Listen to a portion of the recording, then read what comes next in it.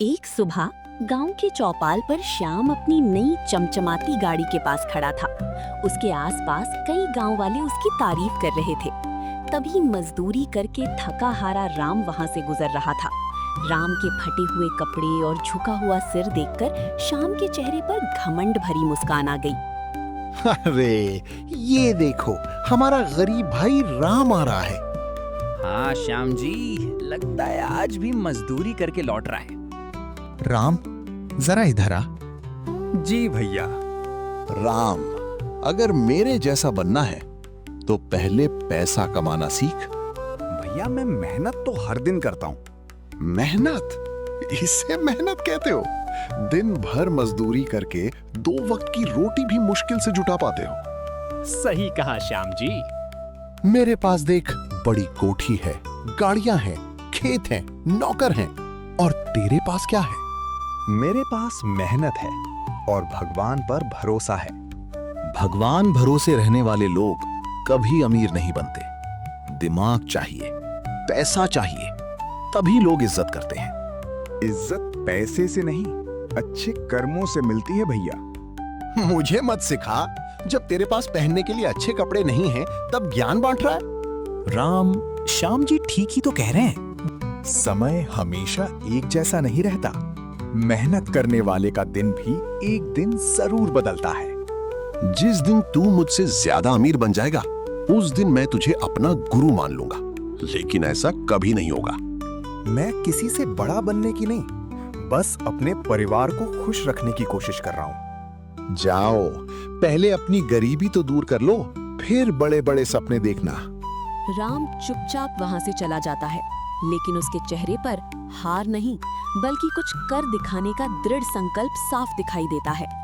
श्याम की बातें सुनकर राम का दिल दुखी जरूर हुआ, लेकिन उसने किसी से कुछ नहीं कहा।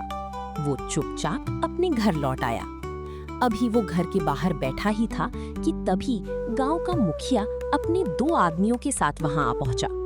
मुखिया को देखते ही राम समझ गया कि आज फिर कर्ज की बात होने वाली है।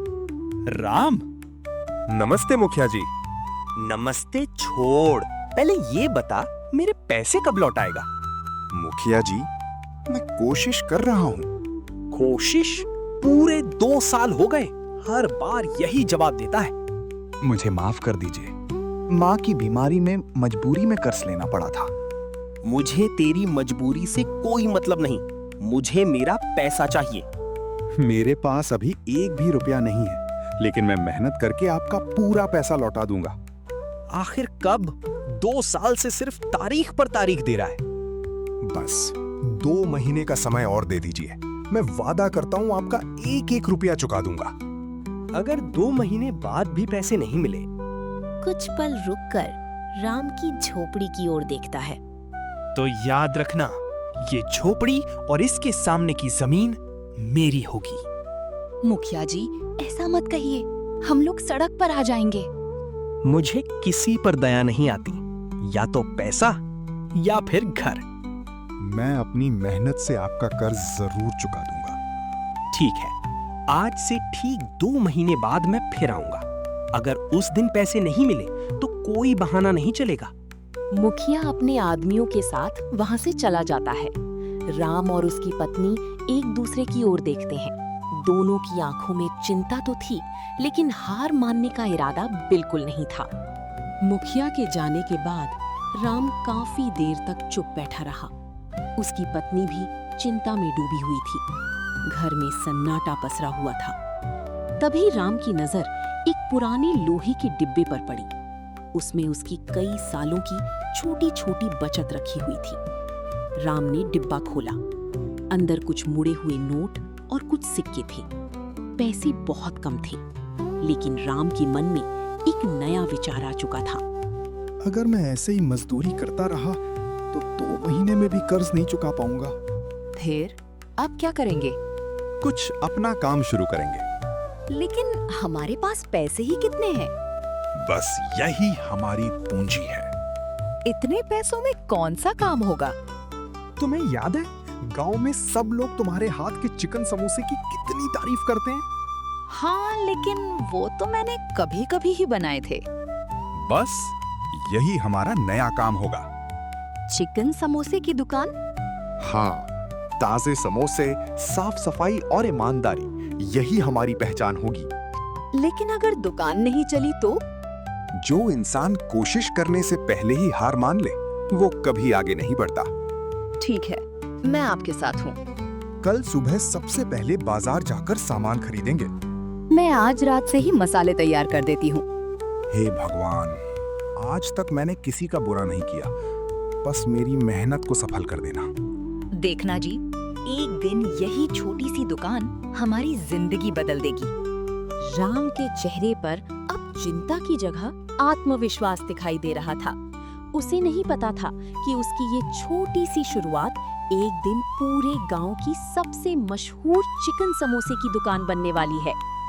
अगली सुबह सूरज निकलने से पहले ही राम और उसकी पत्नी उठ गए। दोनों ने पूरे मन से चिकन की मसालेदार स्टफिंग तैयार की। गर्मा गर्म समोसे तले गए। राम ने बाजार की एक छोटी सी कोने में लकड़ी का ठेला लगाया और उस पर साफ अक्षरों में लिखा, राम की स्वादिष्ट चिकन समोसे। शुरुआत में लोग सिर्फ देखकर आगे निकल रहे थे, लेकिन कुछ ही देर में समोसों की खुशबू पूरे बाजार में फैलने लगी। आइए, गर्मा गर्म चिकन समोसे, एक बार खाइए, स्वाद कभी नहीं भूल पाएंगे। भाई आज नई दुकान लगाई है क्या? जी भैया, आज पहला दिन है। अच्छा, एक समोसा देना। राहगीर समोसा खाता है और हैरान होकर राम की ओर देखता है। अरे वाह, इतना स्वादिष्ट चिकन समोसा तो मैंने आज तक नहीं खाया। धन्यवाद भैया।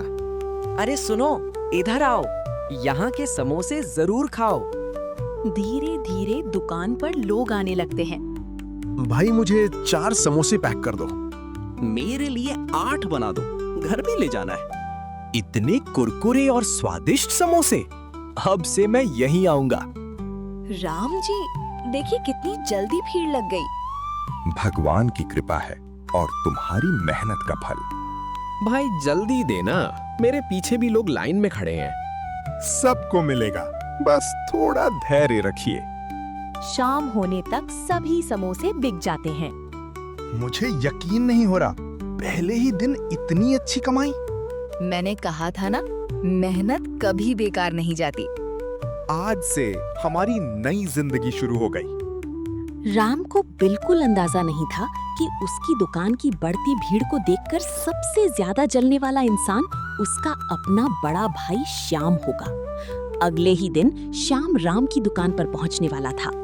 कुछ ही महीनों में राम की चिकन समोसे की दुकान पूरे इलाके में मशहूर हो गई।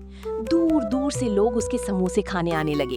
राम ने अपना कर्ज भी चुका दिया और धीरे धीरे एक बड़ी दुकान का मालिक बन गया।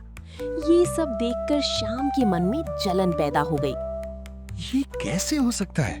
जिस राम को मैं गरीब समझता था, आज उसी की दुकान पर इतनी भीड़ है। श्याम जी, राम की मेहनत और ईमानदारी का ही नतीजा है। नहीं, मैं इसे मुझसे आगे नहीं निकलने दूंगा। एक दिन श्याम खुद राम की दुकान पर पहुंचा। वहां ग्राहकों की लंबी लाइन लगी हुई थी। राम हर ग्राहक से मुस्कुराकर बात कर रहा था। उसके चेहरे पर न घमंड था न अहंकार। राम, आइए भैया, कैसे आना हुआ? मैं तुमसे कुछ कहना चाहता हूँ। जी भैया, कहिए। मुझे माफ कर दो, मैंने हमेशा तुम्हारा मजाक उड़ाया, तुम्हें नीचा दिखाया, लेकिन आज समझ आया कि असली अमीरी पैसे में नहीं, इंसानियत और मेहनत में होती है। भैया, बड़े भाई से कोई नाराज नहीं रहता। जो हो गया उसे भूल जाइए। तुम सच में मुझसे बड़े इंसान निकले। परिवार साथ रहे, यही सबसे बड़ी दौलत है। दोनों भाई एक दूसरे को गले लगा लेते हैं। गांव वाले तालियां बजाने लगते हैं। उस दिन के बाद श्याम ने अपना घमंड हमेशा के लिए छोड़ दिया। वो गरीबों की मदद करने लगा। राम की मेहनत, ईमानदारी और धैर्य ने उसे सफलता की ऊंचाइयों तक पहुंचा दिया। गांव के लोग आज भी दोनों भाइयों की कहानी सुनाकर बच्चों को मेहनत और विनम्रता का महत्व सिखाते। मेहनत कभी बेकार नहीं जाती, बस इंसान को हार नहीं माननी चाहिए। और घमंड इंसान को हमेशा छोटा बना देता है। मेहनत, ईमानदारी और धैर्य से हर मुश्किल जीती जा सकती है, जबकि घमंड इंसान की सबसे बड़ी हार बन जाता है। सच्ची अमीरी पैसे से नहीं, अच्छे व्यवहार और कर्मों से होती है।